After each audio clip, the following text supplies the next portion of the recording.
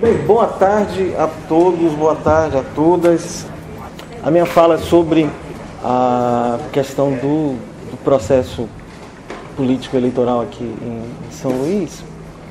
E o recorte que eu fiz foi, assim, dando um pouco um enfoque histórico, tentando delinear o conjunto, né, de forças políticas que têm atuado na conjuntura, na política maranhense, aí, a partir do processo de redemocratização do país, e situando o campo das disputas político-eleitorais a partir daí, né, com enfoque também, né, na capital, mas vendo também o processo das eleições estaduais.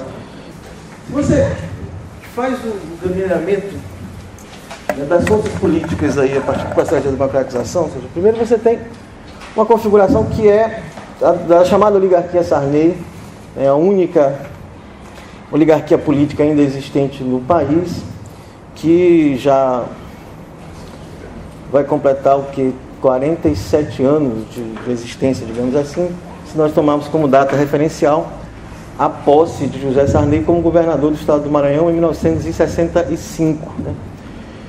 No contexto da democratização do país, ou seja, a partir, né, da retomada de eleições diretas para governador de estado em 1982, nós temos um campo de disputas políticas aqui no Maranhão que é dividido, de um lado, né, pela oligarquia, né, com ampla hegemonia do ponto de vista da eleição de governadores, senadores, deputados federais, estaduais e prefeitos, e, por outro lado, dois campos de oposição que eu denomino de oposição de centro e de esquerda, né?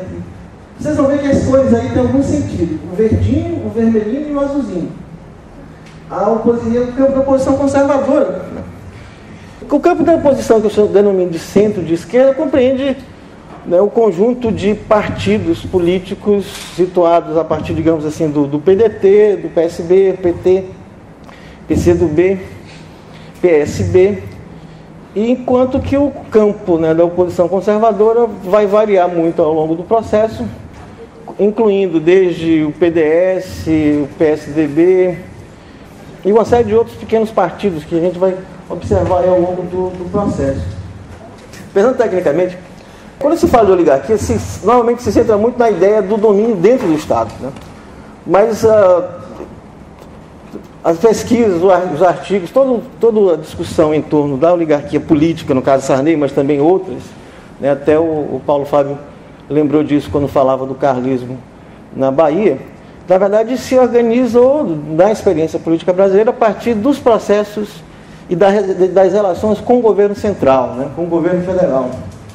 Se a gente pensar historicamente, tem um trabalho já clássico do prof. Flávio Reis aqui do Departamento de Sociologia e Antropologia, que situa o nascimento dessas oligarquias políticas aqui no Maranhão, ainda no período imperial, relacionadas exatamente ao processo de formação do Estado Nacional e de constituição de atores regionais como partícipes, né, desse concerto nacional. Com a República, em que você tem um estabelecimento, né, de um congelamento da competição política a partir da chamada política do café com leite e, muito mais especificamente, da chamada política dos estados ou dos governadores com Campos Salles, você tem a formação da primeira oligarquia política do Maranhão, estrito sensu, que seria relacionada à figura, ao personagem de Benedito Leite. A partir daí você tem Urbano Santos, Vitorino Freire e, posteriormente, José Sarney. Pensar a existência da oligarquia Sarney significa pensar exatamente essa relação com o governo federal, né? E como ela, nesse período de tempo que eu denomina aqui, os 47 anos, surge no contexto da ditadura militar. Sarney foi eleito apoiado pela ditadura, pelo primeiro general-presidente, o Castelo Branco, foi eleito em 65 e assumiu em 31 de janeiro de 66 como governador do estado, por uma frente de libertação do Maranhão. A expressão não é acaso. A ideia da libertação do Maranhão é recorrente na história política local, né, remete à grande greve de 1951 aqui na capital, contra a fraude eleitoral e contra Vitorino Freire. Depois é retomada por Sarney em 1965 e, mais recentemente, na eleição de Jackson Lago em 2006, que também foi eleito por uma frente de libertação do Maranhão. A partir da UDN, que foi seu primeiro partido, quando ele foi eleito, o Sarney se organiza, né, e organiza, né, o Partido do Regime Militar no Estado, que foi a ARENA, a Aliança Renovadora Nacional, que depois se transforma em PDS.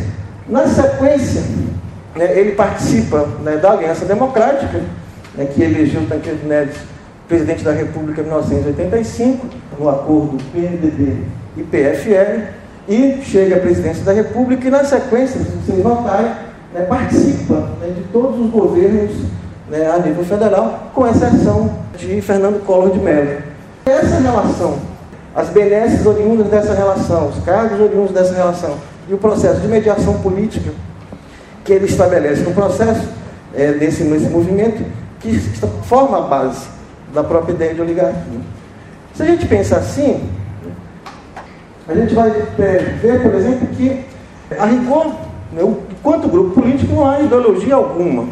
O discurso do Grupo Sarney vai se movimentar e é o sabor das circunstâncias.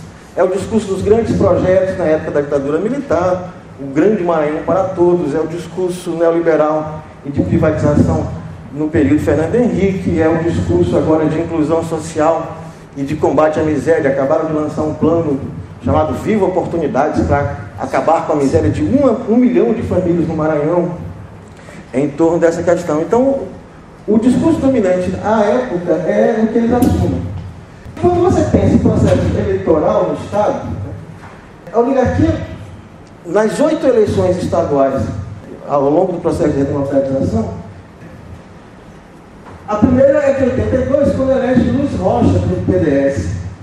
Luiz Rocha é o pai do vice-prefeito eleito da cidade, Roberto Rocha, do PSD, que entrou na chapa exatamente dentro do acordo que é local, municipal, mas também um acordo nacional com o Eduardo Campos. A gente já discutiu aqui bastante, né, nesses dias, o crescimento do PSD e do próprio personagem, os voos nacionais, os possíveis voos nacionais, né, de Eduardo Campos. Em 82, é uma eleição fácil, né? Você tem voto vinculado, de cabo a rabo, a chapa tinha que ser do mesmo partido, e com 77% dos votos, Luiz Rocha se elege governador do Estado, contra um oposicionista, né, o Renato Acha, do MDB, que depois veio, inclusive, vem da resistência à ditadura militar, depois foi ministro do governo de Sarney. O seguinte, por favor. É nesse movimento que você define também a primeira eleição municipal aqui na capital, a primeira eleição para prefeito da capital. Em 1985, em que esses três campos se colocam. A oligarquia Sarney com o Jaime Santana, uma chapa chamada de Força Total, e que lembra exatamente a petíssima trindade, né, já comentada aqui, que era exatamente a união do governo federal com Sarney, do governo estadual com Luiz Rocha e o governo municipal, que era do prefeito Biônico. Uma chapa milionária, com muitos recursos, muito dinheiro, apoiada por um amplo leque partidário, que concorre nessa primeira eleição, contra um campo à esquerda, constituído pelo PDT, com Jackson Lago, Haroldo Sambora no MDB e Vila Luiz Vilanova pelo PT. Mas a eleita foi exatamente a esposa do já dissidente ex-governador João Castello.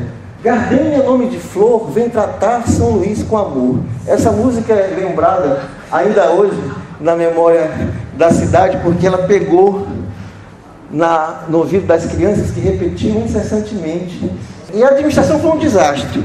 A esposa em 86 e 88 e o marido agora, na atual gestão, foram verdadeiros desastres na administração municipal.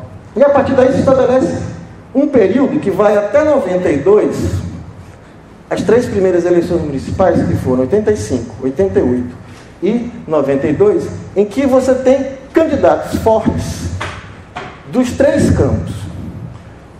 Por favor. Em 86, a Aliança Democrática é reproduzida no Maranhão e o Epitácio Cafeteira, que era do MDB, tinha sido de oposição, se elege governador com a maior votação até hoje de toda a história do Estado.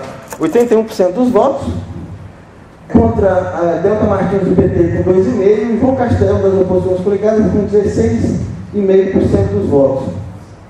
A Aliança Democrática, que tinha dado sustentação à chapa Tancredo Sarney no colégio eleitoral, agora é reproduzida no Estado, dando início a um movimento que é importante situar desde já, que é de transferência progressiva de setores importantes da base política do Grupo Sarney para o PMDB, até que o partido seja controlado completamente por eles.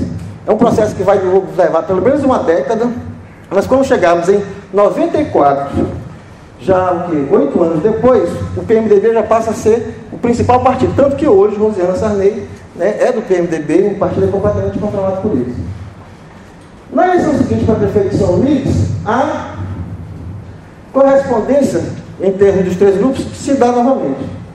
Carlos do Pérez reproduz a Aliança Democrática como candidato do PMDB. O PFL lança o pai do atual prefeito eleito, Edivaldo Holanda Pai, político que tinha vindo do PDS, da Arena, com relações tanto com o Grupo Castelo quanto com o Grupo Sarney, e foi eleito Jackson Lacre do PDT, que anteriormente tinha sido o 3º colocado na eleição de 85 e que cresce, né, muito em função do imenso desgaste da administração de Gardênia. Tanto que o candidato indicado por esse campo, que foi o Jairzinho, vereador muito conhecido na cidade, comunicador, tudo mais, teve um desempenho muito pequeno. E o José Ribamar Rio, do PT, que sempre lança candidatos com um percentual muito pequeno. O PT da capital sempre foi muito pequeno do ponto de vista eleitoral, tendo nas melhores situações em torno de 3, 4, 5% dos votos e elegendo no máximo 1, 2 vereadores em uma ou outra situação. Então essa polarização de novo se dá. Se a primeira tinha sido entre o Grupo Sarney e o campo conservador, da oposição conservadora, agora Grupo Sarney e esse setor mais à esquerda.